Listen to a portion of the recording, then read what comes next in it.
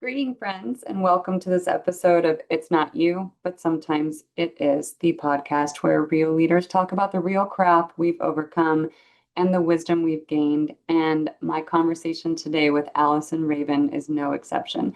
Allison shares some very vulnerable conversations of some really tense situations in her C-suite experience and the ways that she's navigated with a lot of heart and a lot of wisdom. And I know you're going to love the conversation. Thanks for being with us today.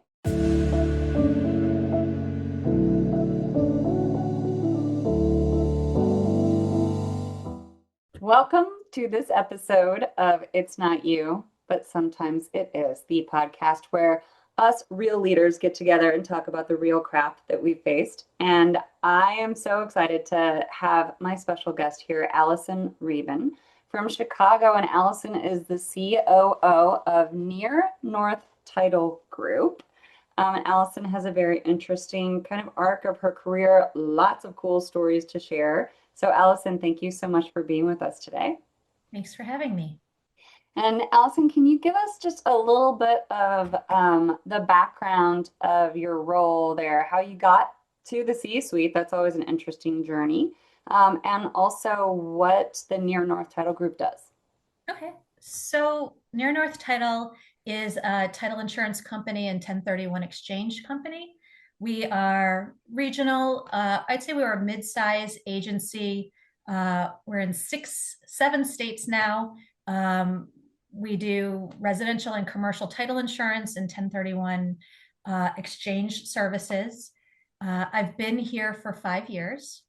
I started my career, after law school, I practiced law for a couple of years, and then I loved real estate, commercial real estate, and went to an organization called Fidelity National and was there for about 25 years, leading different groups in different states, and loved that career. It's a great organization. That's a publicly held company as opposed to my privately held now. But over the years, kind of shifted a little bit. At the beginning, it was just really important to me to grow my personal wealth and to grow my team's secondary, I guess, until I really realized how important it is. Good leadership makes even better operations. And it's not just about focusing on the numbers, but focusing on the people. And I remember having that epiphany and spoke to my then leader and said, I think I have a way of really driving profit and increasing retention and culture. And I want to do that in your whole division. And here's my plan. And he said, yeah, that's not what we do here. And just stay focused, stay in your lane, and everything will be okay. And I thought, well, I think I have some really good ideas here, and they're not being validated. I'm doing great work. So I did what I think a lot of women do when are encountering pushback like that. I decided to go back to school. So I got my MBA at Northwestern Kellogg, which was life-changing for me. And I took all of those skill sets and the affirmations that the things that I thought about were actually important, and said to my leader again, this is, I now have this academic currency and I think we should go this way. And he said, yeah, no, that's not important to us. Just do your job. And so at the same time, I was reached out to by my now CEO, who I never thought I'd stay in title insurance. I was planning on going to a private equity company where I could work for 3 to 5 years, grow something to go public or to be spun off, make my money there, and move on to another company. Just kind of after 25 years, it seemed like a great model. But I was approached by Dan, my current CEO, and he told me, I want you to be my COO, and this is what I know about you, and we'll be great partners. And he said all the words that I wanted my then boss to say, and it felt really authentic. And I said no. I'm going to go this other way. I don't want to stay in title insurance. 25 years is enough. And he was persistent, I have to say. And he would bring me his issues, and I would say, "Oh, I've dealt with this before. You should do this, this, and this." And before you know it, he was really pulling me into the fabric of the organization. I didn't realize that he is an extremely smart man. And made me an offer again. And this time I took it. And I love I love the role and I love the organization because I could be my authentic self, and I will say to him, "This is where I see the company going," and we have this conversation, and we he says yes, and we go and do our thing. And so I didn't really know what the role of a COO was because it's never really clearly defined. Yeah. Um, but in my world, I look at it as the COO is kind of the utility player of sorts, and they are the ones that looks to the CEO, sees what skill sets they have, and then utilizes other skill sets so you have the perfect team dynamic. And Mhm. so I'm fortunate my CEO has great vision. He loves strategy. He doesn't necessarily love dealing with the people part or the details of the people side, Mhm. which is the part that I truly love. And so together we just happen to make a really great team and have built a really great company, I think, in the past 5 years. It's so interesting, Allison. That's I've talked with a lot of COOs who get lured in by a CEO who's like just kind of sees this other high skilled leader and realizes you're my perfect pair. You're the great work husband or work wife for me, right? Like, and sees that perfect match of skills. And I think that there's a certain brilliance in that and being able to see someone who will complement you as a leader and be able to actually bring them in as a true partner and value them. And you didn't have that before in your current job. So that's a cool gift. And you're also able to kind of follow your heart.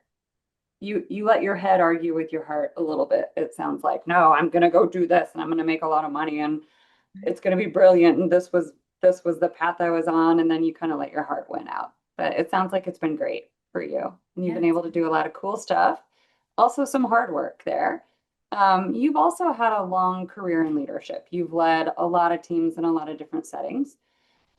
So I love to hear different like battle wound stories. Like what are some challenges that you faced in leading high performing teams? Some of those people problems that you've gotten so good at solving. Can you give us a good example of a challenging dynamic that you've had to overcome in a leadership role? So I've had a bunch, which I think definitely creates the leader I am today. I would say, and I don't know if this is necessarily on point, but the most recent challenge I have had stemmed from an acquisition that we did a couple of years ago. Mhm. Um, my boss came to me and said, "I have a really fun opportunity for us." And when he says things like that, you know it's going to be just chaos, but he's trying to make it sound like it's fun. Uh, but I know now that that just means that there's a challenge ahead. And we had an opportunity to buy an organization that was formerly a publicly owned company, a publicly traded company. They were disbanding sections of it. So we had an opportunity to buy several of the states, which would have doubled the size of our organization. And we had a really small amount of time to do that in.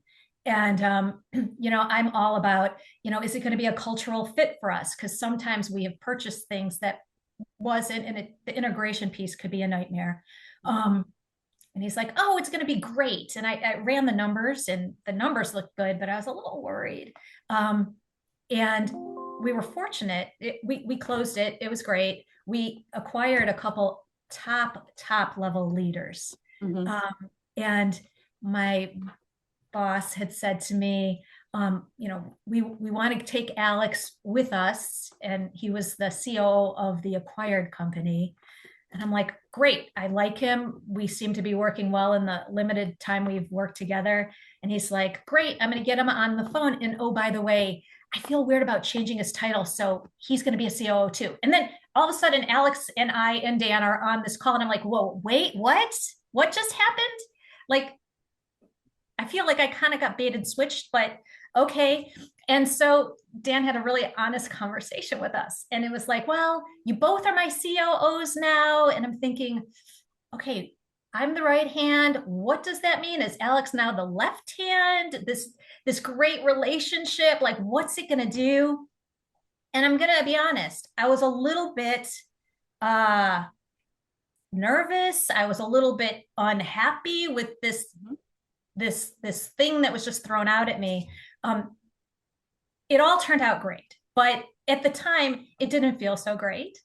And and on the call, because my boss is very, he loves communicating and he's very open. And he said, I just want to know how you guys feel about this. So on a scale of 1 to 10, 10 being great, one being horrible, where are you? I'm going to have you write it down and maybe then like lift up the paper. No, no, no, no. Maybe I'll start with you, Allison. What do you think? And I'm like, I just have to be candid. If I had to give it a 1 through 10, I'm going to give it a -100. And Alex starts laughing and he's like, I would too then. I would give it, originally I was going to give it a 3, but now I'm a 100 minus as well. And that I knew then Alex and I were going to work out well together. But I mean, you just didn't know. How is that going to be? It really kind of could have redefined my role as a leader in the organization. And Alex and I didn't allow that to happen. He's great. I mean, he is truly one of my favorite people to work with in my organization. We are so different and work well together, but it could have been a really, Mm-hmm. I mean, I could have left, he could have left. We could have used that as a horrible block to our success, Yep. but we didn't. And we came out stronger and the company came out stronger because of our ability to look beyond our own self, our own titles, our own what defines us, Yeah. and really put the company 1st, Mm-hmm. which I was kind of proud of us both for being such, big thinkers, and it turned out. Yeah. It might not have, but it did. So I'm sure you have met a lot of people as well. I've met a lot of people who their whole identity gets really tied up in their work. They invest a lot in it and maybe don't invest enough in the rest of their lives. And then their whole identity, it's like, I am this COO person. And then that can get threatened in those kinds of situations, right? Where it's not just about my role, it's about how the world sees me, how I see myself. And then that ego comes in, right? And it sounds like your egos got triggered, but you were both able to set them aside and say, what's most important is figuring this out. And Right. we have professional respect for each other, but that could have gone horribly. And I'm sure there was quite a long process after that, figuring out how do we both serve this company optimally and continue to set our egos aside over and over. Right. And I mean, a lot of that was the communication piece because we could have been just harboring resentment for each other. I could see in other areas where it would have become a competition, right? I've seen it in other organizations where you're fighting for that one role, Mm-hmm. and winning is the only thing that matters. And Mm-hmm. I'm fortunate that I have a partner in Alex who sees that we are so very different. We lead such in a different way, Mm-hmm. have different strength sets, but yet have that same element that we could really work effectively together and grow a substantially stronger company than we had 2 years ago. Mm-hmm. Yeah. Yeah.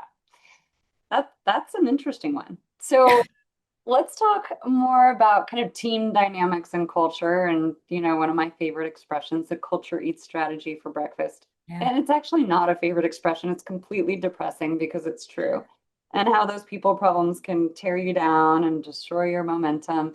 Do you have a good example of that, where people problems were really hurting your results, or momentum on a team? Yeah. I mean, not to go back to the acquisition, but the acquisition, this company that we acquired, they were out of California and they were a tech company. And Mm-hmm. so they got all the good stuff. Like, they had, I think, baristas in their offices and massage folks. And, we were lucky to have a coffee maker. And so it was a very different world. And they got, because they were backed by private equity, they had money just thrown at them. Like, you want this? Go ahead, take it, do this, do that. And they had so much autonomy because the company that they were didn't know what title insurance was. So they constantly were just given free rein to do whatever they wanted because they could. And we're in an industry that's regulated, and we have rules, and we have protocols, and we have all these things that they weren't used to. And going into this, we were really afraid that this was not going to work out. And so, merging these teams in this mindset, it was scary because I was really afraid that we had spent all this money and we were going to fail. And again, to good leadership, we talked about it as soon as it happened, and talked with my leaders and the acquired leaders, and talked about, sometimes you're going to be the winner, sometimes you're going to be the loser. But we have to be a common front together. We have to trust each other. We have to go in there, even when our folks are not going to like the path that we're going. We're taking away the barista. So like you now have to make your own coffee, and it's going to be yucky coffee. But it was tricky, and we were worried about losing good people on both sides of the legacy folks, because they didn't like other people telling them what to do, and the new people because they didn't like having to follow our rules. But it was just through navigation and in that to get us on the same page. And I'm happy to report that we didn't lose one key person that we had identified as key people on either legacy or the acquired side, which I don't even know how that happened. I really don't. I mean, we worked really hard at it, but a lot of people work really hard and lose people all the time. But it was really just being open and listening and explaining where we're coming from. The communication piece is crucial. And really also understanding if there's toxic folks, we all need to not allow that to happen, and potentially counsel them into different jobs in different companies. Yeah. Which we did as part of that whole dynamic. Yeah. Sometimes it takes a lot of courage to lead through those kind of big changes and make those hard calls. And speaking of toxic, Allison, this leads me to a topic I love, of talking about some bad bosses, and a lot of us learning how to lead by watching people lead who are not great at it, and sometimes even bad or toxic. So can you give me an example of watching behaviors of leaders who sucked? What did you learn, and how did you figure out how you wanted to be as a leader based on what was not working? So in my early career, both as a lawyer and as a new person at Chicago Title Fidelity, I was exposed to people who they could never be wrong. At least in their own minds, they were never wrong. And whether they knew what they were talking about or not, they put a stake in the ground, and it was like, this is the way we're going to do it. Even when all signs pointed to, we need to pivot, they were adamant, because it was their decision that we were going to stay the course. And you learn a lot about people that are like that. And you find yourself saying, when I'm a boss, I am not going to be like that. You see all these knowledgeable people around you, and they're like shaking their heads and leaving, or they're saying really bad things, and the morale is going down, and it's not a good place to be. And you have to wonder, like, how did those bad leaders not realize that they were bad leaders? Like, I guess, how are you a leader if no one's following you, I guess? But maybe they just were so caught up in their own self that they didn't realize it. So I took that to heart, because I saw a lot of it, and I really learned probably more how to be a good leader from watching bad leaders than being exposed to good leaders. Yeah. A mentor of mine once, he was like, we were talking about awareness, and he said, what do you think has to be there before someone's aware of something? Like these guys who are like, how could they be so unaware? No one's behind them. They look so silly right now. This is not good leadership. So if you think about it, like, what has to be there before you're aware of something? What is the precursor to awareness? I think you have, I think you have to get outside of yourself, right? Okay. And it's like as much as so what gets you to get outside of yourself and to me, you have to actually care, right? You have to care in order to become aware of something. I And think when that some someone people just think that, doesn't really care, like they're not focused on that. If you're focused on being smart and being right and having things your way, then you don't really care if everyone is aligning behind you and learning and growing and everyone's collaborating and with you. What you care about is being right and smart and getting things your way. I think that the concept of caring often is considered weak. I mean, think about it. Like when I came out in the 90s into this business world, everything was so black and white. And as a former finance major, I Mhm. love concrete. I love the idea that there's a right way and a wrong way. Yeah. But I learned so quickly that there's no such thing as right and wrong. And there's various shades of both right Yeah. and wrong. And our goal is to just try to get it as close to right as you can Uh-huh. each and every time through listening. Um, but allowing yourself the grace to listen Mhm. and to do it, because I think a lot of people feel like I'm the leader, so I should be the one that's making the decision every time, and I should have the right answer every single time. Right. So um, I think you're right. Caring goes into a lot of it, but Yeah.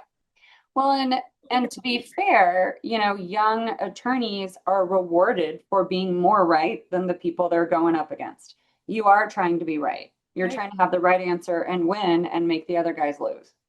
And that's not good leadership. Good leadership is finding a win-win and listening and collaborating. And that's not what you're rewarded for in a lot of practices of law, right? True. So, yeah, that's, when I talk about emotional intelligence, some professions are kind of set up for failure when it comes to some of those social skills. When you're set up in this like win-lose environment, that's not great for relationships as a leader. And surgeons, attorneys tend to not be so great at playing well in the sandbox with other people. And that hurts them as leaders. True. True. Yeah. No offense, Allison. No, I'm I'm not taking any.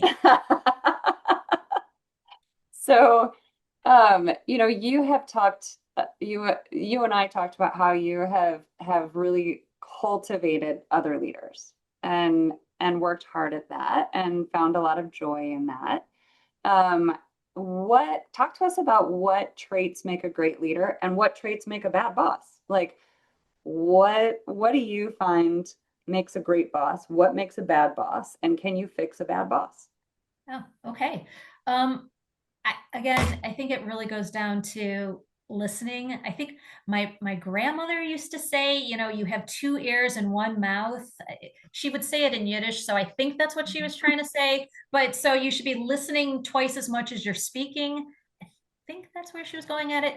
But I think people feel like when you're a leader, you need to like set the course and all the rest. But really, how do you set the course if you don't know what you have in front of you? So the listening part, I think, is so crucial to a person's success. It almost feels like cheating, right? Like I'm getting all this information and I could then make a really good decision on who's part of this team and what role each plays on this team because I've listened to them and I've asked questions, but I've listened. Um, and I think a lot of leaders probably feel that you should just know. Like you look at someone and say, you are going to be this role and these are what you're going to do and you are going to do this and you are going to do that and go and do your thing. But you can't do that unless you really understand what motivates somebody, what gives people joy. And a lot of times your employees don't even know what gives them joy, and you have to ask the questions and have them think about it because they're Mhm. so used to just doing this one role. Mhm. And there's nothing more exciting than figuring out what your folks' strengths and weaknesses are, and then acknowledging those strengths and weaknesses as Mhm. not bad things, but just things, Yeah. and saying, Meg's great with this, and you are great with this. And together, you two will be able to do this thing together better than anybody else Mhm. because you both have these great skill sets. And making people okay with the fact that maybe I'm not so great at this element, but I don't need to be great at my job, and it's okay. Yeah. Um, I don't know. I find building dynamic teams to be the most fun thing. If you could just do certain things of your job, identifying talent and building these teams into these beautiful tapestries, as I like to say to my staff, it's the most fun part because then you see them go and be successful together. And I had a small part in that success, and I just want to watch it grow and build and see how it affects the bottom line. Because typically, these kind of teams, they stay together and they create such profitability, both Mhm. cultural wise in your operation and dollar wise, Yeah. that I don't know. I just, it's a very different mindset than what I come from in my former company. Mhm. And there's nothing I would do. There's no amount of money that I would trade to go back to the where I was. And I loved my job, but there's just something so satisfying at knowing you're building something for the future. And even when I'm gone and retired and all the rest, these folks have these skill sets now that they are going to project onto others and build such a Mhm. better type of company, Mhm. regardless of where they go. Yeah. Like people are given these incredible gifts. And if you're a great leader, sometimes you see those gifts even more than they do or before they do, right? And you can match their genius with the roles, the work, but also people get joy from different kinds of things. And we don't talk about joy a lot at work. In fact, Allison, you're one of the first people to Oh, talk about joy with me on this podcast. And joy is one of the most powerful fuels you can have on a team. If you figure out what brings people joy, then you're tapping into their energy, right? right, So if you figure out their gifts and you figure out what motivates them and brings them joy, they'll do 3 times the amount of work because you're lighting them up. That's what gives them energy. right. And it's so funny. I was talking with this group of all CEOs, right? And talking to them about the importance of figuring out what really engages and motivates people and lights them up. And they're like, oh, this is who really cares? People are soft. They should just come to work, right? And I'm trying to explain to them the psychology of it, that when people come to work hungry and you feed them, like they get joy from this and they're hungry for it. And if you give them the opportunity, they've got energy and they'll work hard. It's mathematics, right? It's Mhm. psychology is like math. You just have Mhm. to think about it in those terms.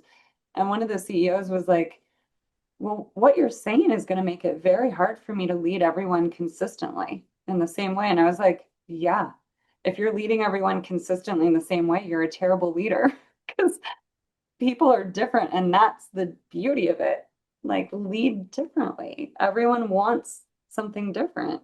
And when you figure out what those differences are and put them together in a beautiful puzzle, that's where you get the momentum. And Allison, you've got that figured out pretty well. I don't know. I think it just makes your life easier, right? I mean, I don't know. I look at it as like you could either be fighting against something and struggling, or you can lean into it and use your just innate self to figure out what's going to be the easiest path to success. And to me, this is the easiest path to success. Yeah. Like use the energy of a lot of other people so that you're Right. not dragging them forward, right? Right. Yeah.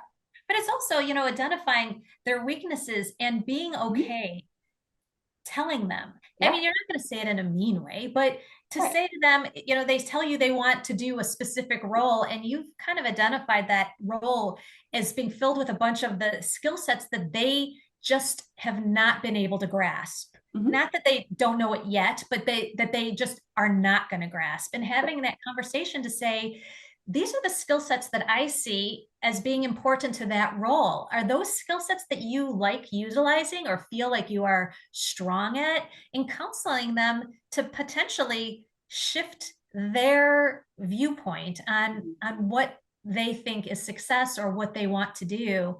And you're either going to have one of two results. They're either going to thank you and find that perfect thing for them with your counseling and help, or they're going to say you're stupid and they're going to leave and go do that job someplace else and find that it's not necessarily a good role for them. And it Right. wasn't just the organization, but that role, hopefully it's the first part that Yeah. they do. But sometimes people are very tied to that concept of what they want to do, whether it's a good fit or not. Yeah. I was like that younger in my career. And as Brene Brown says, that clarity is kindness. Like so people had to be clear with me because I thought, well, a hard, good worker means I'm detail oriented. And so I thought that I was detail oriented because I made sure I'd be thorough and get all my work done. And so I would tell people I'm detail oriented. I am the least detail oriented person on the planet. All the personality and work style assessments show me as visionary, way up here, not detail oriented. And I tried really hard to be detail oriented, so I thought I was. And, Right. and finally, I had a really wise boss who sat me down and said, "You are the least detail oriented person. And that's a gift, Meg, because you see the big picture better than anyone else in this office. Let it go. Go with your strengths." So how did you feel when they said that to you? I was, because she said this is the strength and you don't get to be both. And this gives you energy. I was like, you're right. That's true. I can see the big picture when everyone else loses it. And she presented it as a strength, right? Which it was, because right, every weakness has Yeah, a strength offset on it. And yeah, yeah. So I could hear it, and then realize this is how I can use it to serve my team, which is all I wanted to do, mhm. right? So and that's how I've learned how to frame things for people I work with and coach, right? Is these are your gifts. Figure out how to use them. And when you're using them, it's more fun. You have more energy, you have joy. So go with that. Why would you want to do things that you're not as apt toward that drain your energy? I think probably because those other skill sets, the detail oriented, is something that's revered in organizations typically. Like if you can do this, you can grow here. When you're good at the softer stuff, and they consider it softer, Mhm. visionary, broader, those are actually so important because you can't go Mhm. anywhere if you don't have the vision, but not necessarily rewarded in the same way as those those tricky skill sets that maybe we don't have. Yeah, it depends on the career The track company. and Yep. industry, right? I was not meant for being an urban planner.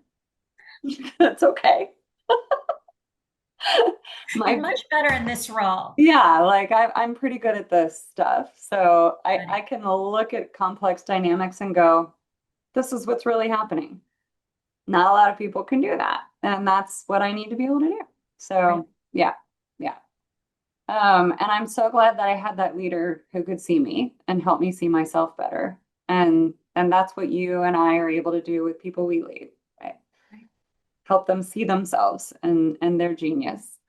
And speaking of that, and where we were younger in our careers and where we are now, I love to ask the question of if I could give you a time machine and send you back to that young you, the young attorney maybe starting off in her career, what advice would you give yourself? When I was just starting out, I had two overriding goals. One was to not be poor any longer, and the other one was to be able to provide my children, my future children, all the opportunities and things that I never had. Mhm. And that was seriously the things that focused my actions Mhm. always. And I think if I were to go back, I would say to myself, quality of life, while it sounds so trite and everyone says it, it's so important. No one's going to look back and say, "Oh, I can't, I'm so proud of myself for working 80 hours a week." Like, who cares? Like, you can get the work done. Go to a baseball game. Go have a date night with your husband. Go be the room mom at and go to the zoo with your kids in their class. Mhm. You kind of have to look at it in the big picture. And I was so focused on just not being poor, on paying off my student loans, on achieving some sort of financial successes, because it's not a world I came from. Yeah. I would just say to myself, just relax. It's going to happen. Just be you. It's okay. Don't be crazy. Don't go on the weekends to the office. That's just stupid.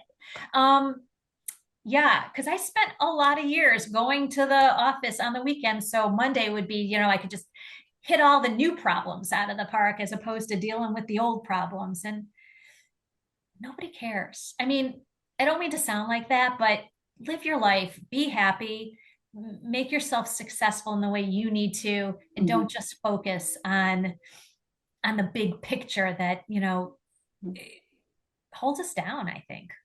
Yeah, beautiful, beautiful. And we all came up from different backgrounds where our priorities, like we didn't want to be like how we grew up in some ways, and we react against that. And I definitely had that as well, where I was like, I'm gonna go this way, and we were inflexible, and that was our bottom line. And you learn with a little wisdom to say, there are other priorities too. um, and we become less rigid. And I hear a lot of people answer this question that way. It's like, relax, it's going to happen. Right. Soften up a little, have some balance. So I think that's a beautiful gift of wisdom we can give all of these emerging leaders around us. So, Allison, thank you so much for being here. This was a lot of fun, and thanks for sharing all this authentic wisdom with us. Thanks. It was fun. Awesome.